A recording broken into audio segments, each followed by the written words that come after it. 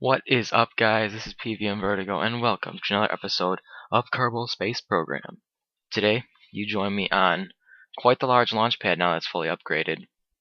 A large rocket. It is all 2.5 meters. We got some orange tanks on top of two liquid-fueled boosters on the side and a mainsail in the middle. The purpose of this rocket is to launch to Ike and rescue all the science that we left behind there from our recent staging error/crash.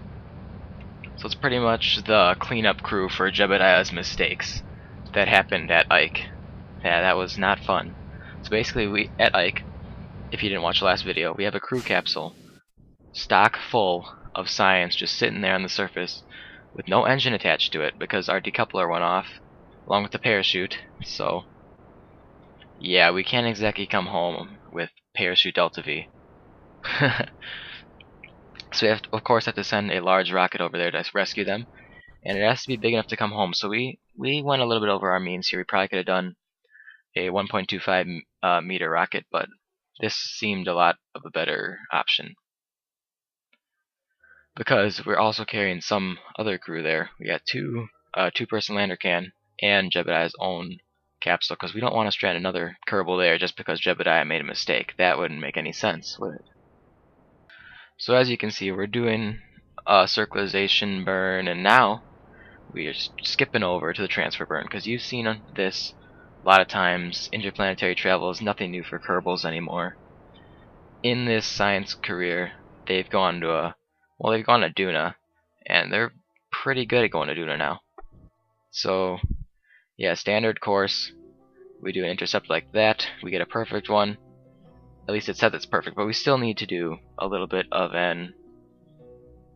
a correction burn, because apparently when it predicts it, it doesn't actually line up correctly, so we have to correct it on the way. But that's no big deal. That's only a few meters per second of Delta V.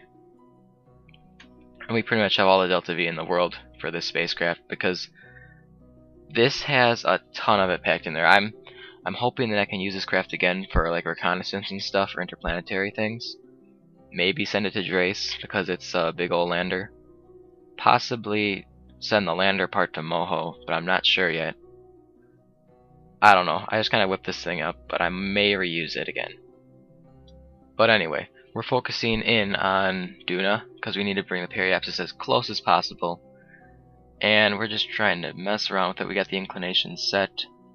And we're trying to get on course with Ike, trying to fiddle with it a little bit, and there we go. We got an encounter with Ike, or so the prediction says. And, well, the prediction was wrong. We missed by a lot. See, I don't really know what happened there, but we missed by like 10 million kilometers, or meters or so. It's quite a big margin of error, but it's good that we have Delta V so we can, correct it. But that could have been tragic had this not been as big of a rocket as it is right now. But nevertheless, we get on an actual encounter with Ike, so that's good. We did a little bit of air braking to slow down, so that we wouldn't have to slow down as much as at Ike. But I mean, we didn't do too much of an extreme, because we still want to end up on that one side, the closer side of Ike, because if we go on the other side, we'll start speeding up and we'll slingshot instead of slowing down. Even though we are going to be circling in the opposite direction of the capsule, it's more efficient in terms of slowing down, because as you see there, we actually pick up some speed if we go on that side, because Ike is going to slingshot us a little bit. But if we go on the other side, it's, well, not as bad. So initially, when I played this through, I thought it'd be good to go on this side, but I ended up deciding against it because I remember that, yeah, we're going to slingshot into space. So I just go past the maneuver and try to get a nice periapsis of, I can't remember, I think it's like 10 or 20,000 meters, but it's not that high.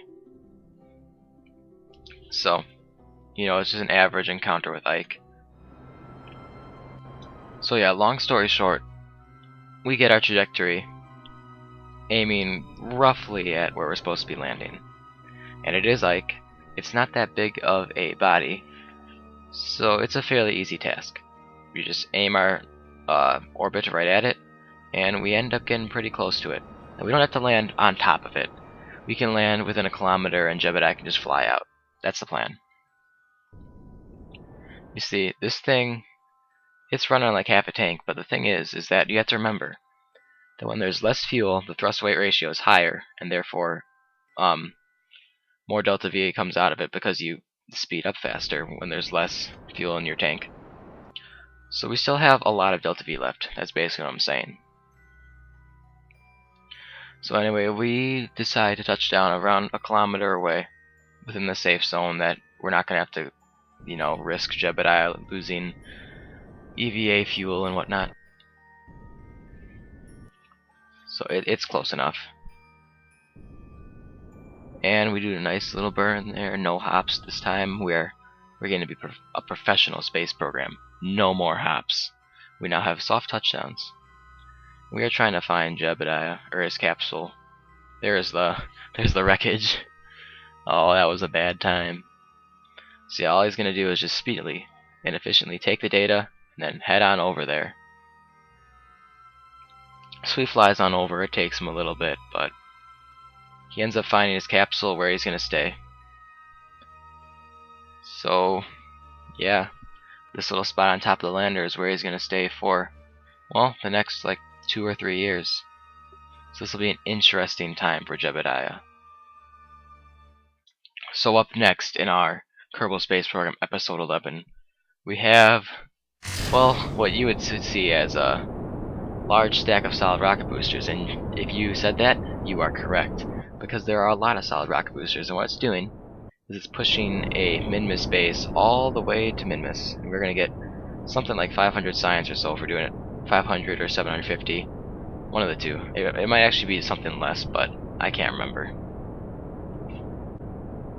You see, we tried to keep this as cheap as possible. We didn't use 2.5 meter parts, we used solid rocket boosters, which actually turned out to be pretty powerful. It put us on a very high orbit because we couldn't turn that well due to re-entry heat, due to being so fast.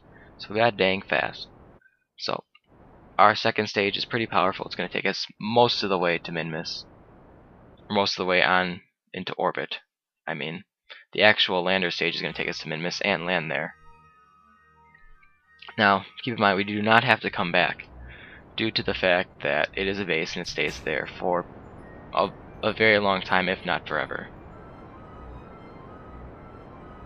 So you can see there, we're running another quad setup with engines, quad tank, quad engine, with a habitation module in the middle and an extra fuel tank on the bottom.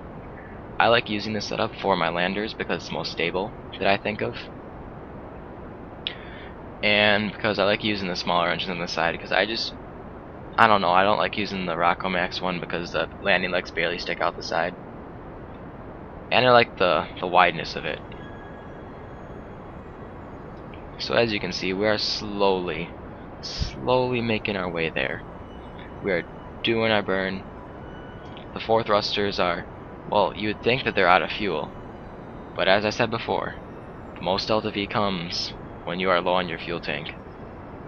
And actually, it's better to have less fuel tank, or less fuel in your fuel tank when you're landing, because it gives you a higher thrust to weight ratio.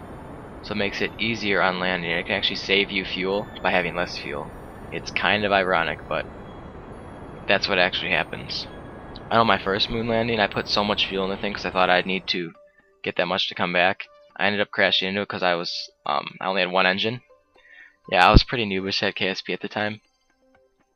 But yeah, I ended up smashing into the moon, partially because I was on a completely straight down trajectory, but also because I had like a big old 2.5 meter fuel tank with just 1 engine on the bottom.